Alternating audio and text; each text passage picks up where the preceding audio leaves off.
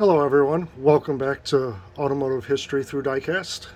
Before we start today, I'd like to give a big thank you to the Mustang Hunter. He designed my channel logo for me, and I really like it and I really appreciate it. Today we're going to be talking about Camaros since I got my RLC today. I ordered two of them, one was a chase, one wasn't. Starting to think that 50% of these are chases. And someone brought to my attention that it says Real Riders on the package and it doesn't have Real Riders.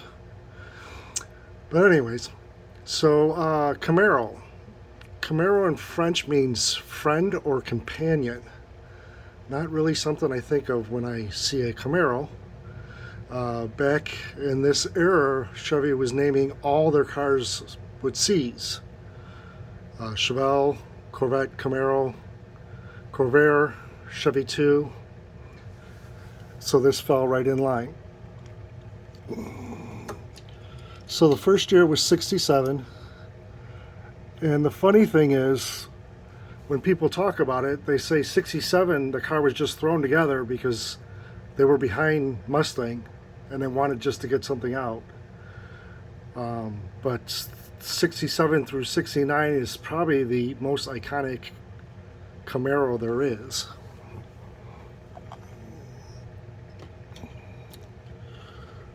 Here's another one of my customs I made.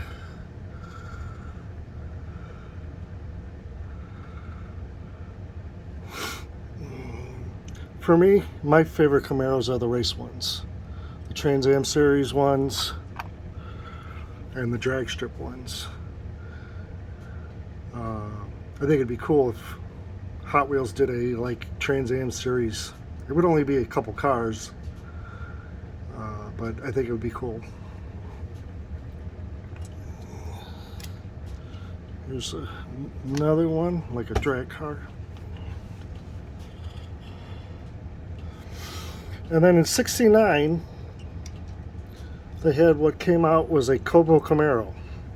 Central Office Production Order.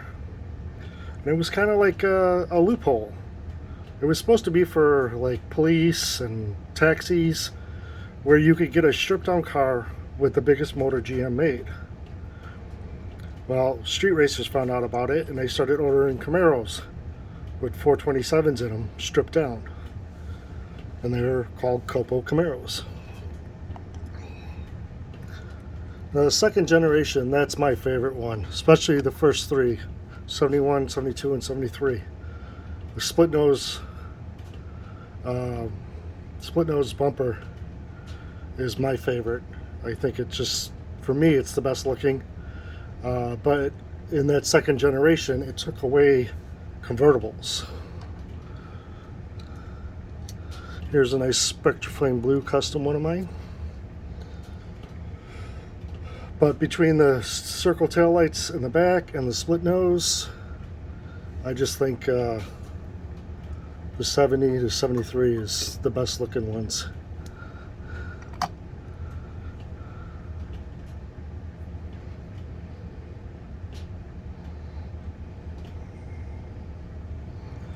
And then here's a premium Hot Wheels 70 Camaro.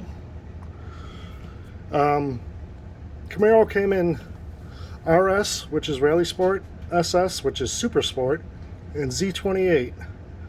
Anytime GM puts a letter and numbers together in threes, those are option codes.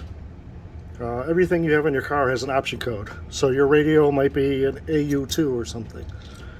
So Z28 was just a performance package, and I guess they liked the way it sounded, so they put it on the outside of the car.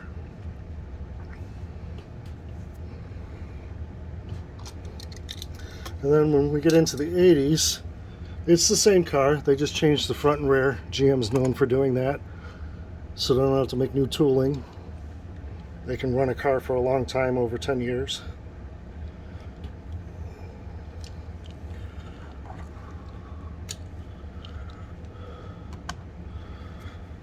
So that, in the 80s, that was the end of the second gen. And then another one of my favorites was the IROX. And we're talking about what SS, RS, all that means. IROC, like the Grand National, was a racing series, International Race of Champions. They would take the best drivers in all different kinds of racing groups, NASCAR, Indy, Formula One, and they would have a company build exact cars. They were all exact. And they would have these racers drive them, kind of to see who was the best overall driver. And that's where the name IROC-Z comes from. I think this is one of my favorite Hot Wheels, except for the RLC, but that one's really expensive.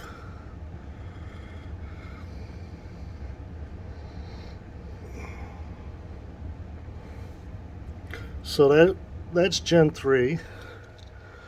And then when we get into Gen 4, I'm not a big fan of the Gen 4. But what I am a big fan of is the LS1. That was a game changer. Back to making horsepower, but still passing emissions. And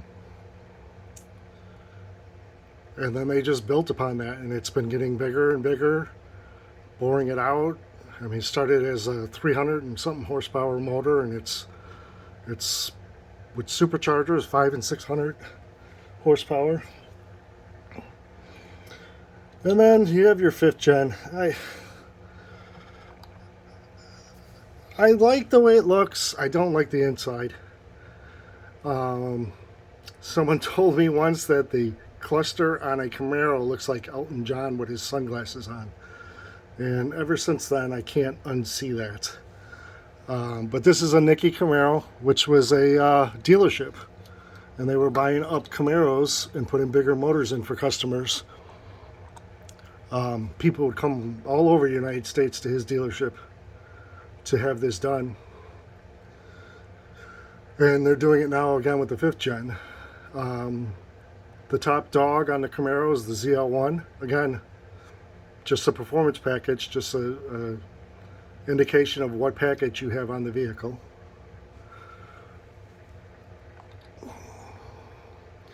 Got a couple more of these ZL1s. I think they're sharp looking again on the outside, but I'm not a fan on the inside.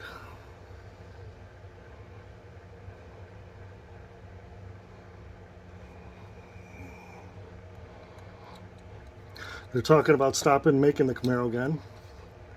We'll see if that happens. I don't know. The Camaro and the Corvette are not really money makers for them. They're more excitement for them. The racing heritage. And then from last week, I finished that Chevelle Nova. Chevelle wagon. I think it turned out pretty cool. I did Spectra Flame and a silver, and then I put a little bit of that silver in the clear coat so you can see it sparkle on the Spectra Flame. But I think it made a neat little custom.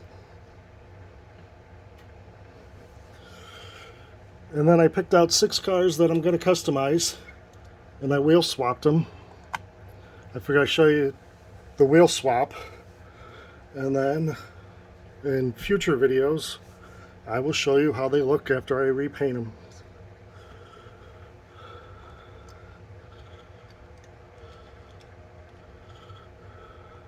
I'm thinking that one's going to be canary yellow, but I'm not sure.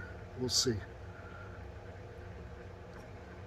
I tried picking older cars, newer cars, imports.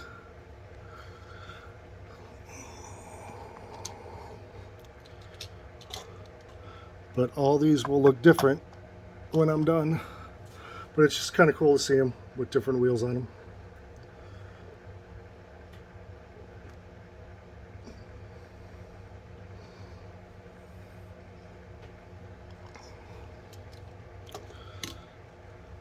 This Datsun I ordered some water slide decals for. I think it'll turn out pretty cool.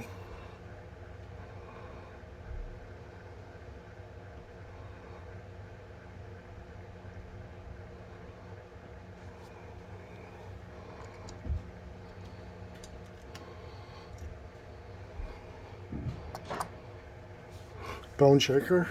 I love bone shakers. It's like the ultimate rat rod.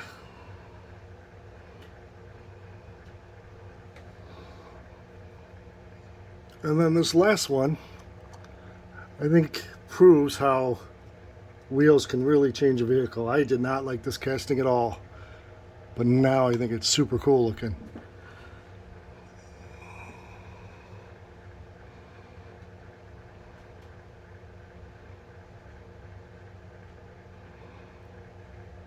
Alright, well, thanks for watching. If you liked what you saw, please like and subscribe, and I will see you next time. Bye.